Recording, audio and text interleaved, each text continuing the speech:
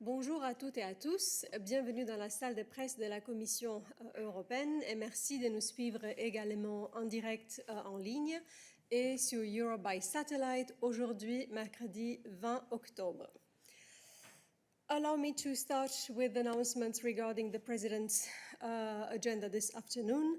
So this afternoon, starting at 3 p.m., President von der Leyen will co-chair the Tripartite Social Summit through video conference, together with President Charles Michel. The summit, which takes place twice a year, is an opportunity for leaders of European institutions to exchange with the leaders of European social partners, with the leaders of national employee and employer organizations of the current and upcoming presidency countries, and with the ministers of employment and social affairs of these presidency countries.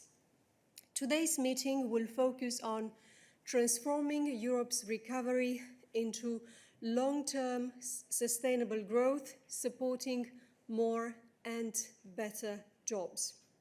Participants will notably debate how to achieve successful, lasting and socially fair recovery and the role of social partners in national recovery and resilience plans. They will also debate how to succeed on the twin climate and digital transitions while staying prosperous, competitive and socially just. And they will also discuss about how to ensure sustainable work.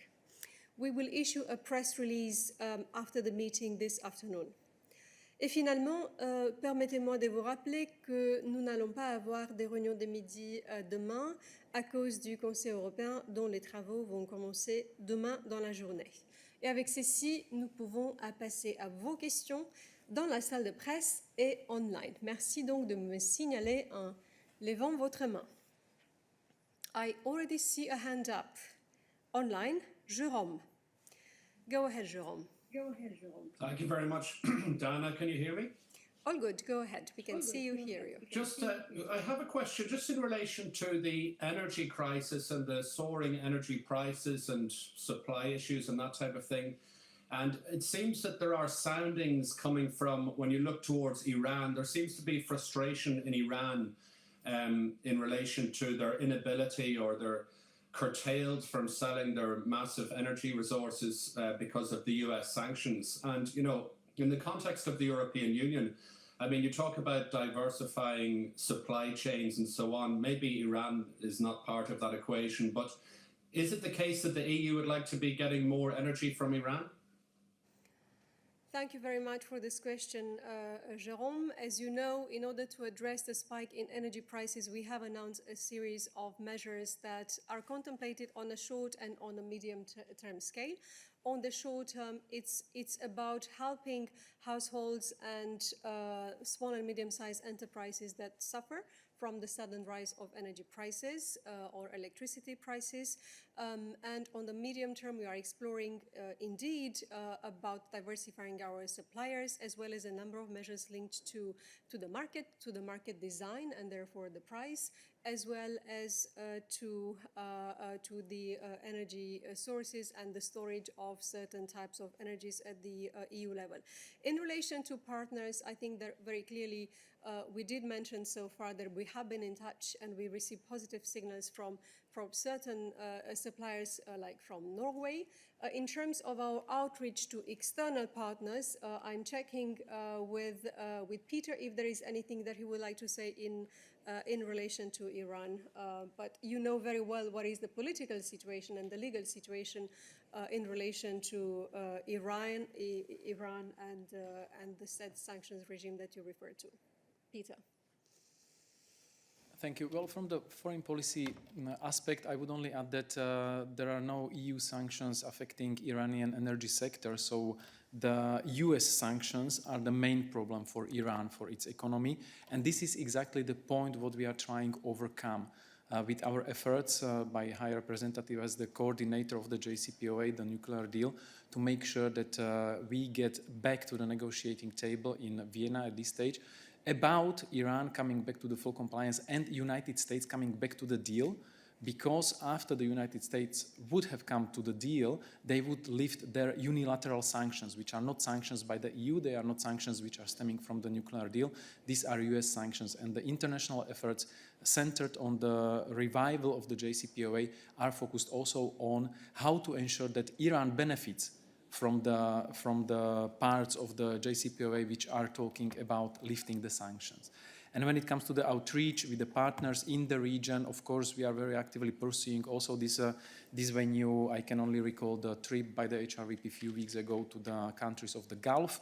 You know that the partnership between the European Union and the Gulf countries was discussed extensively by the foreign ministers. So indeed, yes, the EU is also looking into ways how to strengthen the partnership with the partners in this region, not necessarily only on energy.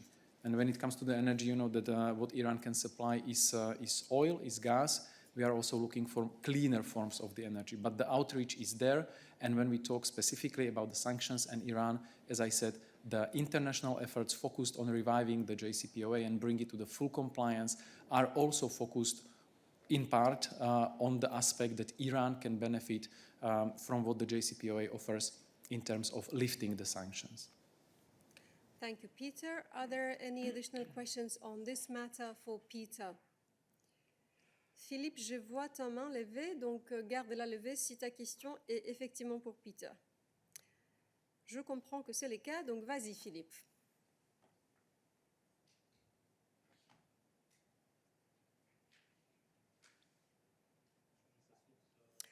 Je comprends que tu dois changer ta source audio parce que, voilà, maintenant on te voit, on t'entend, vas-y. Voilà, désolé. Oui, donc effectivement, puisqu'on parle du JCPOA, j'en profite pour demander à Peter si ce qu'il se disait lundi à Luxembourg, à savoir que ces rumeurs d'une réunion technique préparatoire pour réchauffer les négociations qui auraient pu avoir lieu cette semaine à Bruxelles, est toujours hors de l'agenda. Et si c'est le cas, quelle est l'étape que l'on peut envisager à partir d'aujourd'hui? Merci. Merci Philippe. Comme le haut représentant a dit déjà le lundi, il n'y a pas aucune réunion à confirmer dans ce moment entre l'Union européenne et l'Iran. Je peux seulement souligner l'urgence de retourner à Vienne, à recommencer les négociations qui ont lieu à Vienne entre les parties de l'accord nucléaire. Merci Peter. Are there any additional questions for Peter on this subject? Yes, Nawab, go ahead.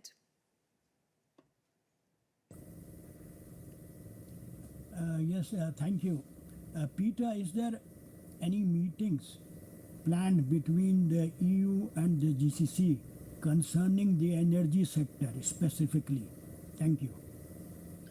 Thank you, Nawab. As I said, the foreign ministers have been discussing the relations, the broader relations, and the ways how to increase and strengthen the relations and partnership and cooperation between the EU and GCC countries just this Monday.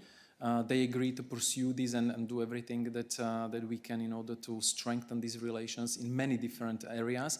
So this is a work in progress. There are no specific concrete meetings that I would be able to announce now, but we are working on it also in coordination with the partners from the Gulf to see what could be the upcoming areas that would be tackled and the dates that at which these interactions could take place. So, of course, whenever there is something in place, agreed and confirmed, we would announce it in due course. Thank you very much. Any additional questions for Peter at this stage?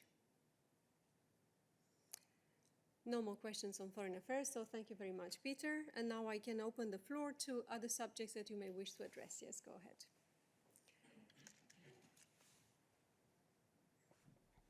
Good morning, Galavotti, Adrian Kronos, Italy. It's a question still on energy, if I may. It's just because quite a few merchant banks are forecasting that the price of oil might soar in the next 3-4 years until till $150, $200 per barrel, which means that the fuel price at the pump might soar to €4 per liter. It's quite a plausible scenario according to forecasts. I wonder if you're factoring in this forecast in your Green Deal program, And what are you going to do to address this, this likely development of prices? Thank you. Thank you very much. Allow me to call Tim to provide an answer about how we see the way that the European Green Deal can address issues linked to energy, but you know very well what is the ultimate line. The ultimate line is that the European Green Deal is the solution in the medium term, because the aim is precisely to replace fossil fuels which pollute, which emit CO2, but which also now have an economic reason on top of the ecological reason to replace them because of the risks that we have, including the spike in prices that we have experienced. But Tim. Yeah, really not very much to add, Dana. And I mean, the question there spoke about projections, hypotheses, etc. You know, looking forward into the future. That's, you know, so we're not going to get into those kind of speculations. As Dana says, you know, the transition towards cleaner energy sources is one which is important for our energy independence, but also we see that at the moment with the gas and electricity prices, renewables continue to be the cheapest, the most stable source of energy, and therefore the more we invest in them, the better.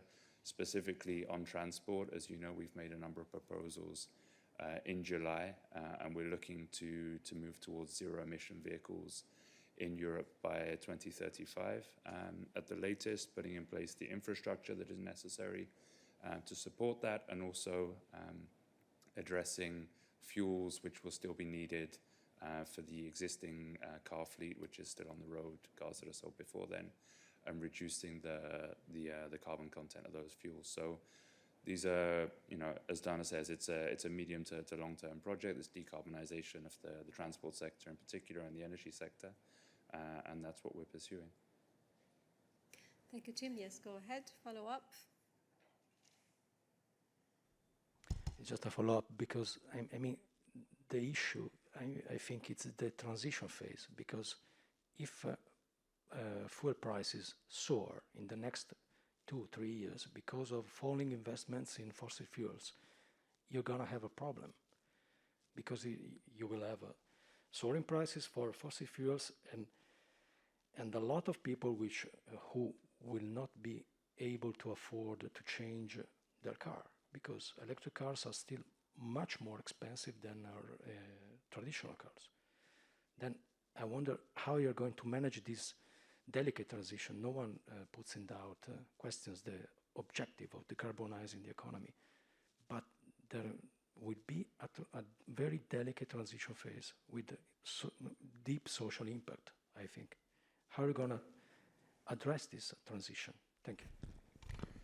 Thank you very much. Well, what we can say is that for sure it is important that during the transition we take care collectively by action at all levels, European, national, regional, and all other levels that can play a role in that, to cushion any impacts stemming from the energy prices, which can be linked to market conditions or any other reasons, investments, as you say. And the idea is to bring all our efforts together in order to provide support to those who would be hit by this. And this would be a way to accompany the transition in a socially just way. You are very well aware that part of the July package, we proposed the Climate Social Fund, which has precisely as an aim to provide resources in order to accompany more vulnerable households in this transition. Of course,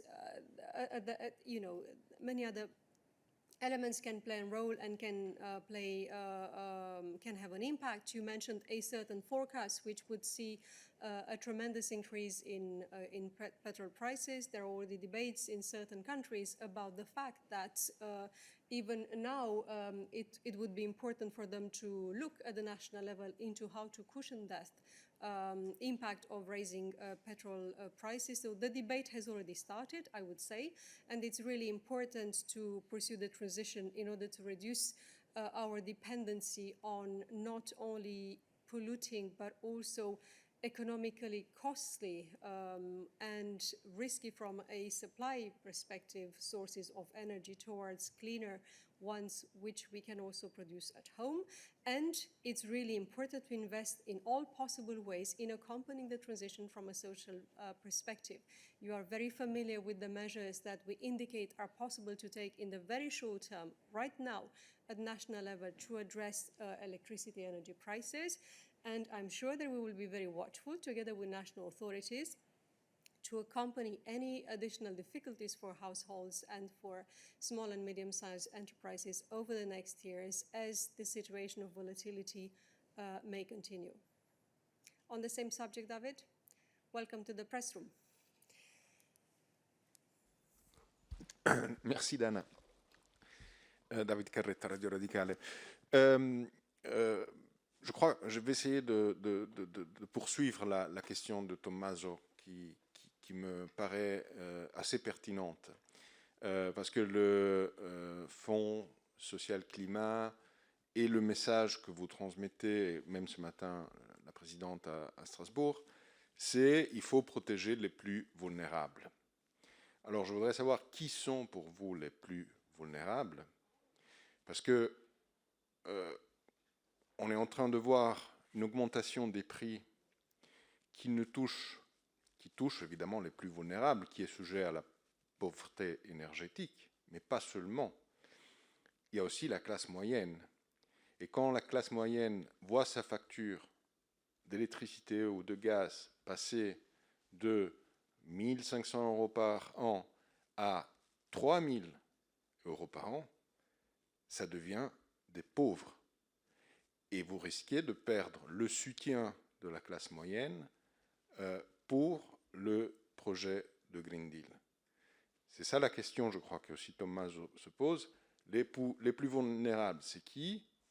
C'est les personnes qui sont classées comme pauvres, ou c'est aujourd'hui aussi la classe moyenne? Merci.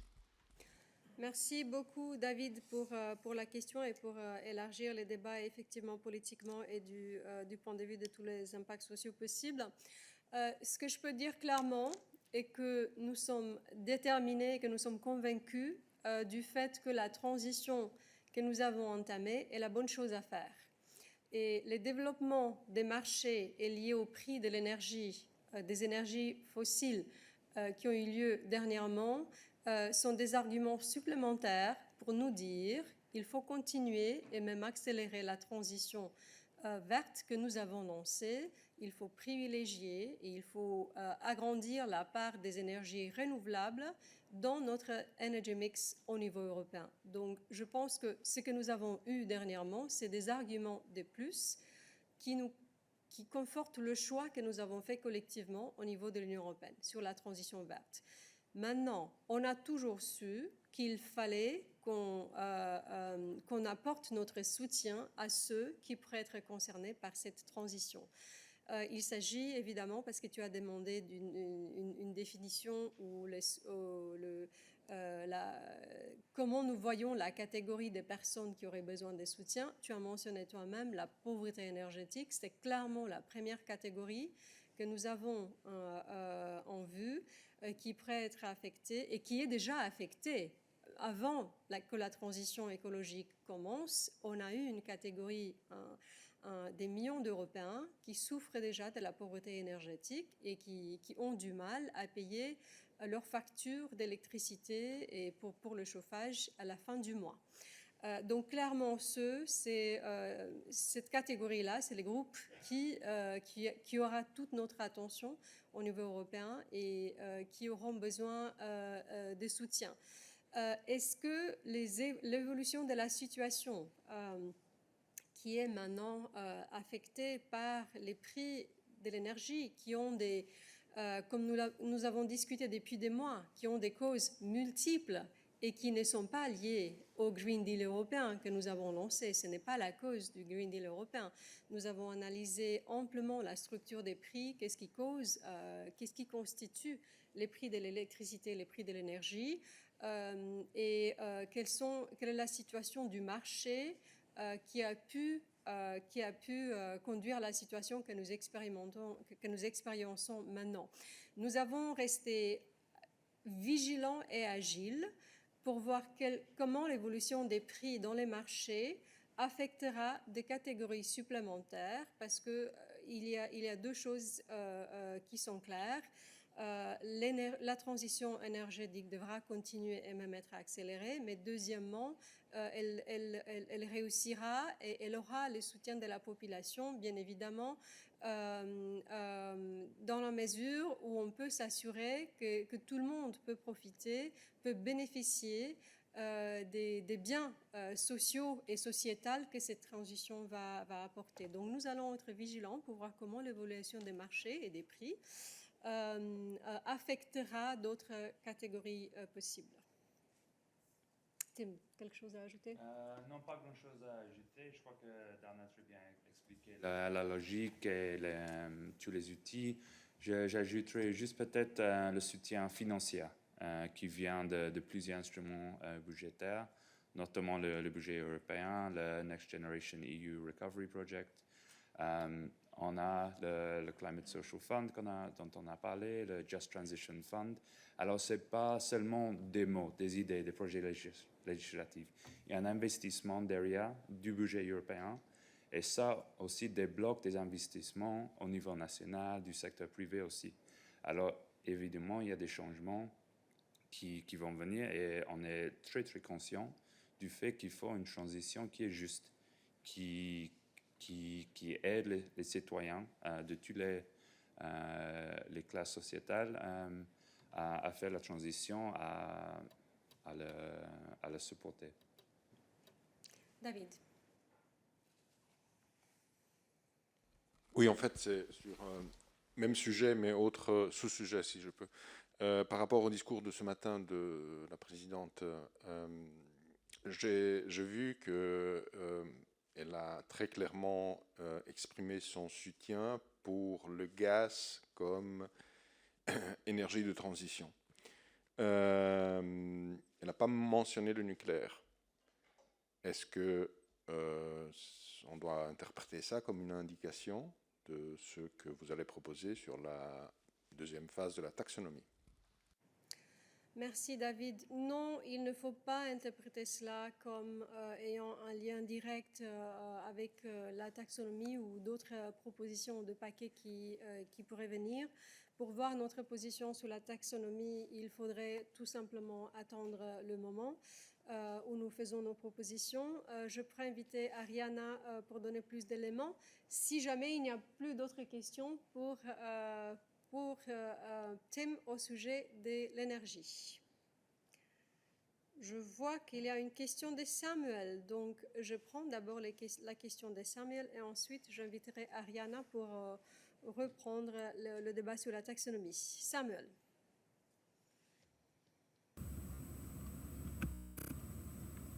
Oui, bonjour. C'est donc sur la question du prix du gaz. Dana, tu viens de dire que la Commission s'était penchée sur le fonctionnement du marché, et je voulais savoir si les conclusions étaient qu'il faut vraiment prendre en compte le problème de l'indexation du tarif particulier sur le prix marché de gros et voir en sorte si on ne peut pas remettre ça en cause pour aider justement les consommateurs à ne pas avoir des factures trop élevées. Merci Samuel. Tim, sur les aspects prévision de fonctionnement du marché. Oui, je pense que là-dessus, on était assez clair dans la communication de la semaine passée. Nous trouvons que le marché interne de l'électricité et de l'énergie fonctionne bien, nous a bien servi depuis une vingtaine d'années. Mais nous avons demandé que ACER, l'agence des régulateurs européens, fait une analyse sur ce sujet pour voir si ça nous sert aussi pour l'avenir, pour les changements, l'évolution du marché énergétique. Et ils vont nous présenter déjà une première analyse en mi-novembre et puis au début de l'année prochaine, une analyse plus approfondie et des recommandations s'il y a des choses à revoir là-dessus. Mais pour l'instant, oui, c'est tout ce qu'on peut dire sur l'état du marché. Merci beaucoup, Tim. Y a-t-il d'autres questions sur l'énergie qui seraient pour Tim? Je regarde online. Je vois que Rainer a une question, mais c'est plus pour Ariana. Donc, ça colle bien avec mon intention d'appeler Ariana sur le podium. Donc, merci, Tim. Et Ariana, à toi. Donc, on va d'abord compléter la réponse sur la taxonomie suite à la question de David.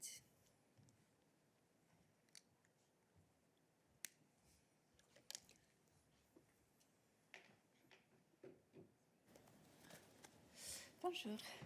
Alors, ce que je peux dire sur la taxonomie, sur notre position sur le nucléaire dans la taxonomie, c'est que l'inclusion du nucléaire dans le règlement relatif à la taxonomie a fait l'objet d'une intense discussion.